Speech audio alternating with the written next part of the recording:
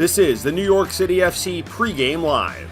Tonight, New York City returns to the five boroughs as they host Minnesota United. And now, here are your hosts, Glenn Crooks and Matty Lawrence.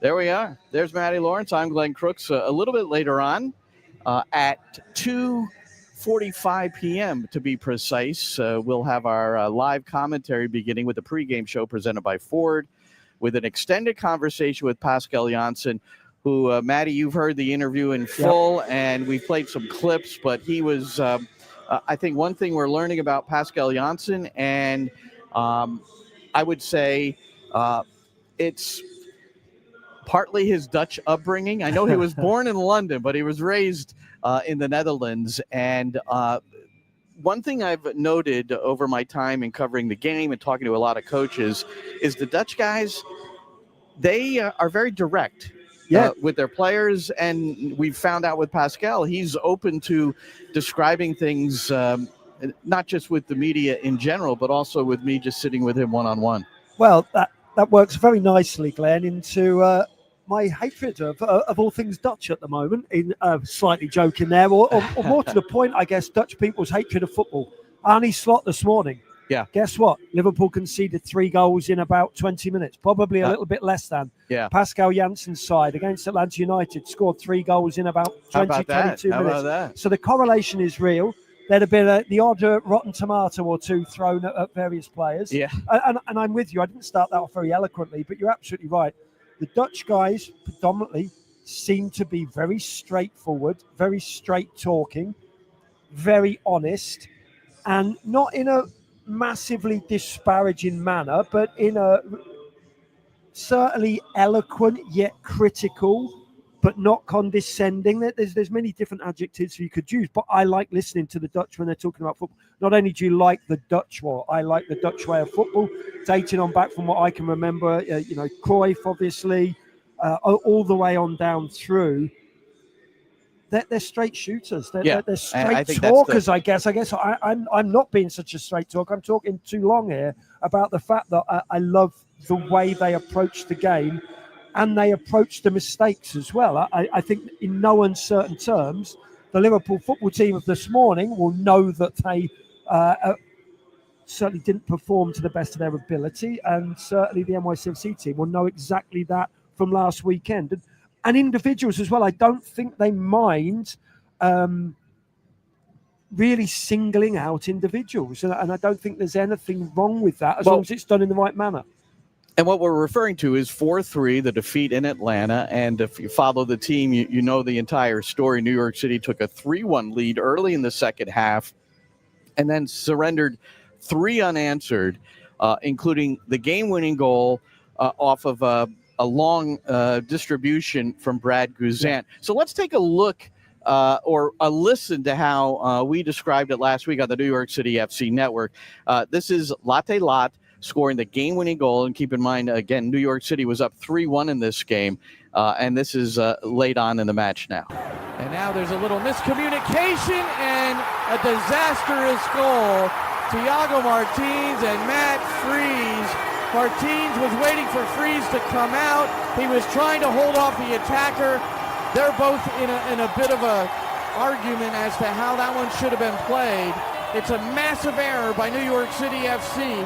I was just taking another look at my monitor, but I knew at the time the person at fault here is Thiago Martins. He cannot tell the goalkeeper what to do. The goalkeeper is the one who should be telling him, clear it. And if he doesn't hear anything, Thiago Martins, he has to deal with it. Right. It's a long punt upfield that he's let bounce. Now he's putting himself in an uncomfortable position where he's chasing back to his own goal, facing his own goal, doesn't quite know where Latte Lath is, so all he has to do is just smash it anywhere. Hook it away from goal. I said it in the first half, you can't score from Rosette. And when I spoke to the coach this week, he said precisely the same thing, except he exaggerated it a little bit more. You said Rosette, he said out of the stadium. Which would have been a neat trick in a stadium with a roof on, but anyway. So it was clear as to what needed to happen, and Pascal said, look, you could say, should Matt Freese been more communicative? Should Matt Freese come off his line? And he said, it doesn't matter. It didn't happen, and in that situation, now, as far as Thiago Martins, you and I in commentary, and we're going to hear from the coach in just a moment, were pretty displeased with how he responded, especially since he was culpable in many ways for this. And he's the captain. He's the captain, designated player, and a lot of gesticulation, and you can tell, and it was all directed at Matt Freese. So here's Pascal Janssen at his weekly presser talking about that moment without saying the name Thiago Martins, but you didn't have to dig too deep to understand who he was speaking about. These moments will be there in the game forever. It's how you deal with it. Of course, it's a very tough moment at the end of the game, knowing that the game most likely is not going to change anymore. That moment, considering in what phase we were in this game, is a very tough one to take.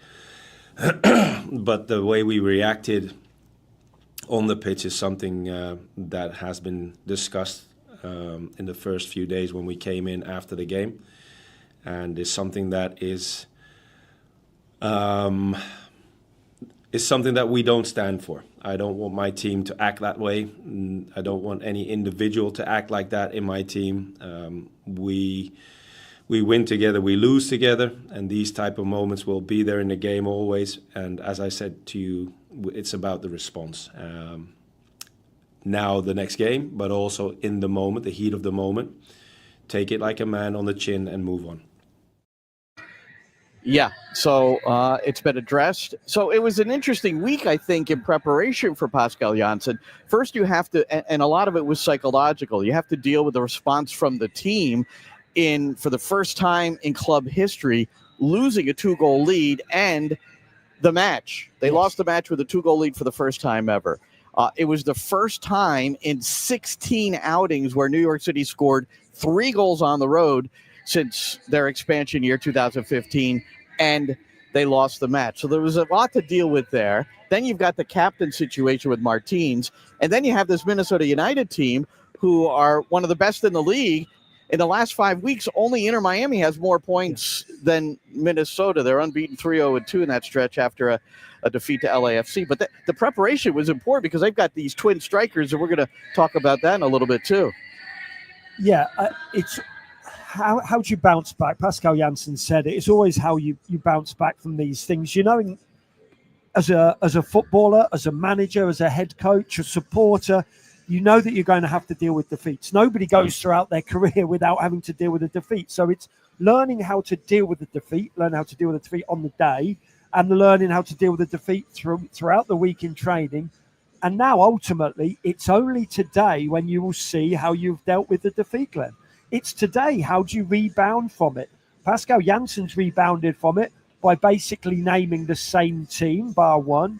Thiago Martins has kept his captaincy, even though Pascal Janssen himself has said how terribly upset he is with Martins and the situation. Probably not so much the situation itself as in conceding the goal, but how he remonstrated and threw his arms up. I used to hate that. Right. I've told you this a million times, Glenn. I can deal with arguing with players on the pitch. What I can't deal with, those things that are just purely theatrics for the crowd. Throwing your arms around in the air just proves to the crowd, or as you think, how upset you are and displeased with the other person is. No, you can have a little shout and a moan with Matt Freese. That's fine. But I said it in commentary.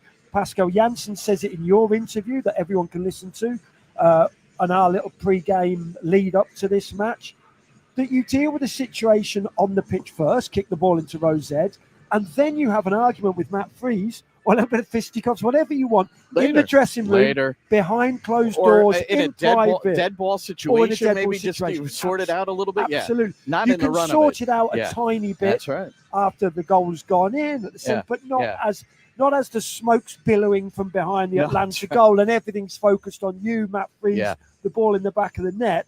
And instead of running to the back of the net, grabbing the ball and running it up the other end to put it on the center circle to take the center, you're just showing everyone how displeased you are with each other and the lack of team unity. Let's be honest, it shows a lack of team unity, which is something that's this team right now that doesn't have masses of quality in it. It needs to have togetherness and unity to be able to beat the likes of Minnesota United, who are going to be all blood and thunder. Englishman as manager, long balls played into the box, long throw-ins played into the box, narrow pitch, short pitch. You better be up for the fight as a team here today, otherwise there's going to be hell to pay. Well, the fact that he held on to the captain's armband is, I suppose, a statement about his 24-hour rule. That is Pascal Janssen, where you have 24 hours to boil over after a bad loss or exalt a great win, and then it's boom, you're back to business as usual. He did say it was addressed more than once during the week, so hopefully for New York City FC, that side of it's been resolved. You see the starting lineup being scrolled in the lower third there with Martins in the lineup, and it's Burke Risa back in, so he'll play next to Martins at the back.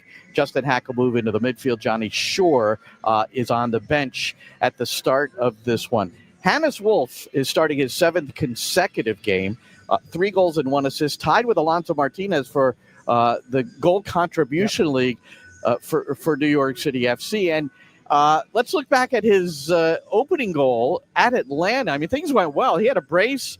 New York City's up 3-1, but this was the opening goal, as you heard it on the New York City FC network. Still looking. Now will lob the throw in towards the corner. Misplayed by Derek Williams. Alonso Martinez drives towards the near post, takes the shot and saved by Guzan. Here's the follow. New York City up 1-0, and it's Hannes Wolf. Derek Williams, the ball got past him and Alonso Martinez running towards the near post. Hit a firm shot at Guzan, who had it covered. But on the spot was Hannes Wolf. And Wolf scoring for New York City in the 15th minute. And City trying to get their first win on the road in 2025. They're up 1-0. Well, Derek Williams doesn't want to see this at all. He does not want to see this again. He does not want to live that goal again. It's dreadful defending. All he has to do is just control the ball and hook it up the line. He doesn't. He lets the ball go underneath him. Credit Alonso Martinez, he gambles on the mistake. You always say that as a centre forward. Gamble on the defender or the goalkeeper making a mistake. Yeah. All right, so he counted on the mistake. Yeah. Williams had another error against Alonso Martinez, which resulted in a penalty. It was Brooks Lennon who barreled into Martinez, and then he converted the penalty. That was early in the second half, but it was Williams that was beaten over the top. In a somewhat similar fashion that Martins was beaten over the top by Latte Lot. So that was off a throw-in, Matty. So I think we should progress to throw-ins now because according to Eric Ramsey, the 32-year-old head coach of Minnesota United, they have 5 guys that can do long throws. But the chief long thrower is Michael Boxall, who was not in the squad last week, but is this week and is starting and is the captain. And we're going to see what he did earlier this year. So we're going to see a throwing goal for Minnesota, eventually scored by Kelvin Yeboah. And then we're going to see a throwing goal scored at Yankee Stadium in 2015. It's a memorable one. I was with Tom Kolker on the call there, but it's Joe Tollison on the Yes Network, who is very prescient in the moment. So let's look at this. Let's make sure I got the right one.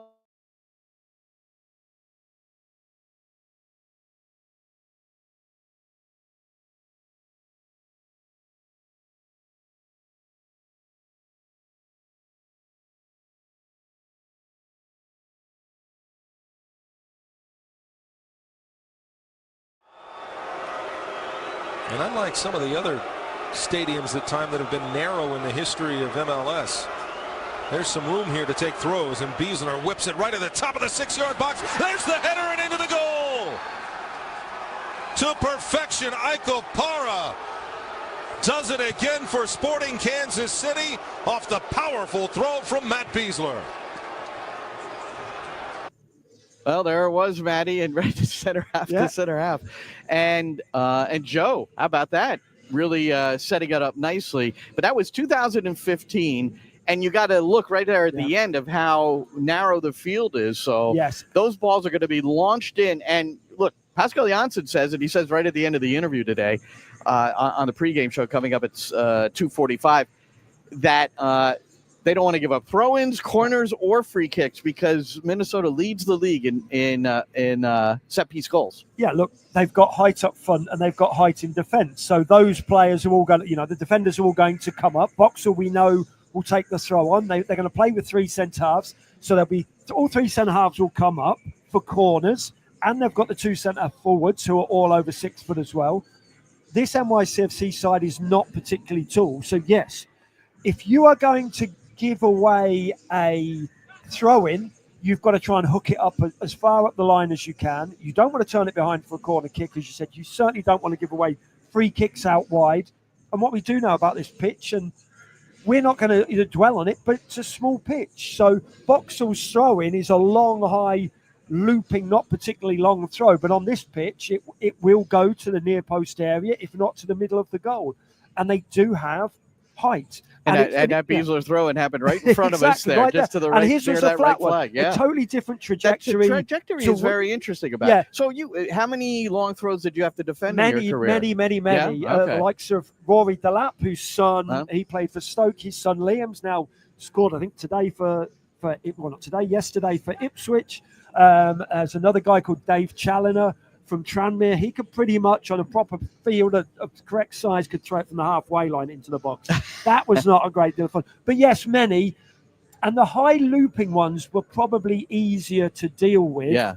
Because you had more time of flight to understand where the ball's going to land. You can get people in front of the man. And the first header can't get much power on it. That's always going to be a flick. Absolutely. Yeah. And so, of course, what we saw from the Minnesota goal was it's not just the first header. It's very rare the Besler a power goal. Right. Very rare that a long throw-in is going to go directly in from the next touch.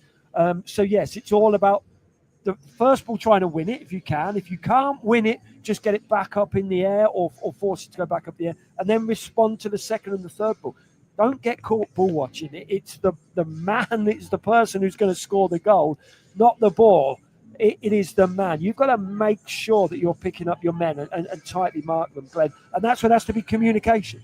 Communication is vital, and that's what we didn't see between Martins and Freeze. Right. So, again, if there is no communication, you deal with it yourself, have the argument later, not there on the pitch where the smoke's billowing and the ball's already in the back of the net.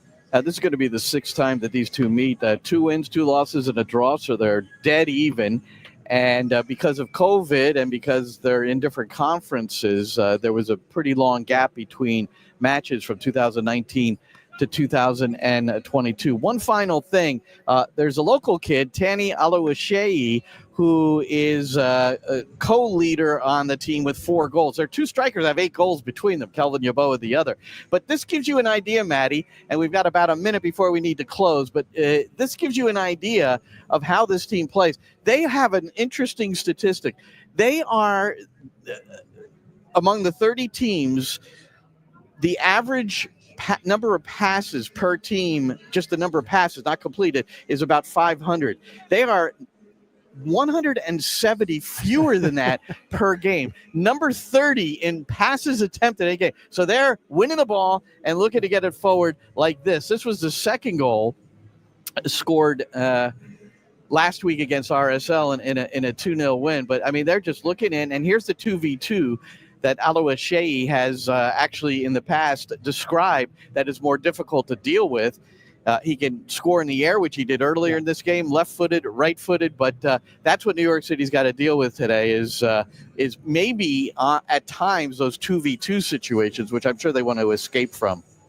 Right, which means that both fullback left-backs can't go at the same time. Right, This is how the modern, when I used to play, it was Rest predominantly defense, right? 4-4-2. Yeah. If one fullback goes, the other fullback has to tuck round because you're playing up against two centre forwards. Right. The modern game now that you're only playing against one centre forward, so you want fullback almost crossing it to right. the back stick for the other fullback to get on the end of. The greatest goals. Absolutely. But other than a center back throwing it into the other centre back. Yeah. So it's so important that the centre halves talk, communicate, and make sure if both fullbacks do go, they've got to drag in one of the sitting midfielders. Either Parks or Hack has then got to be dragged in to play in between, almost as a third centre half, the middle of the three centre halves, as it would be. That's if both fullbacks go. If both fullbacks don't go, you've got to drag you either your left back or your right back right in alongside you, so that one of you can attack the ball with the other centre forward and the other two can drop round as the containing triangle play. All the coaching that you will have taught, all your teams over the years, it's all basics. This game is not difficult. It's the players that make it difficult. And you were one of them. And I was one of them, exactly. Look, MLS yesterday, just want a couple of points before we break for our live commentary on the New York City FC Network, which begins at 2:45. And then at 3 o'clock, you can join us on Apple TV and MLS Season Pass. We're home today at Yankee Stadium. So your hometown English radio commentary is available on the MLS We are the Season only Pass. commentators, apart from our Spanish colleagues, who are here on site. That's true. The Apple team is in Fort Lauderdale at the Vista Studios, so they are describing it off a monitor today. So that gives us a bit of an advantage to give you more of a picture, but and also on radio. I mean, the greatest pictures are on radio. Somebody said that once. It might have been me. I doubt it.